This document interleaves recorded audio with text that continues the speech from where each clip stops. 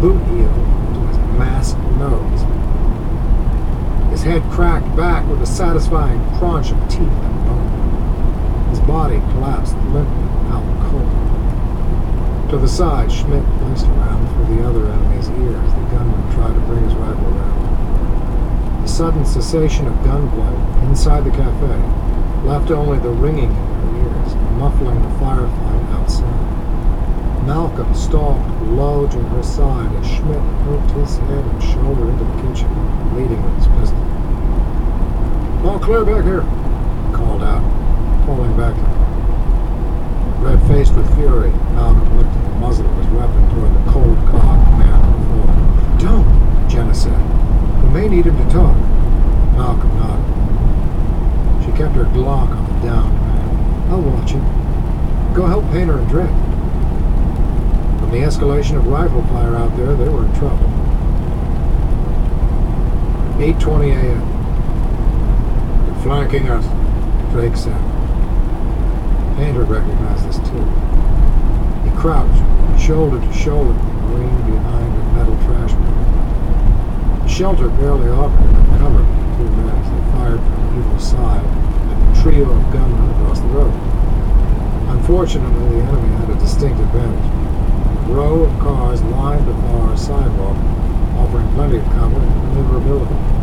Their side of the street was a no parking zone. Still, Drake hadn't come flying out the cafe window. Painter would likely be dead already. The gunnery sergeant's sudden and opportune arrival drove the three assailants from the street and into cover behind the parked cars. But now, those three had begun to split up. Two men ran low behind the vehicles, heading left and right along the street, while the third kept up a continuous barrage, with rounds ringing and ricocheting off the trash bin. Trapped, Drake and Painter could barely move. It would take only another few seconds before the two flanking gunmen reached positions far enough along the road to get a clear, unobstructed beat on them. "I'll cover you," Painter said, slapping in a fresh magazine. "Get back inside. Try to make it out the rear with the others." Painter noted it had gone quiet inside the cafe. But was that a good sign or a bad one?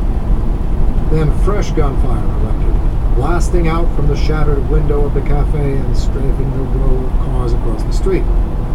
Caught off guard, the gunman to the left took a round through the neck, spinning away with a spray of blood. The assailant on the right suffered a similar fate, taking a bullet to the forehead. The third dropped low behind an old model Volvo, finally recognizing the tides had turned. Drake rose to his toes, glancing to Painter, his wounded shoulder. "We got this last one," he said, getting a confirmatory nod from his two teammates as they climbed out to the street. "This is what Marines are built for."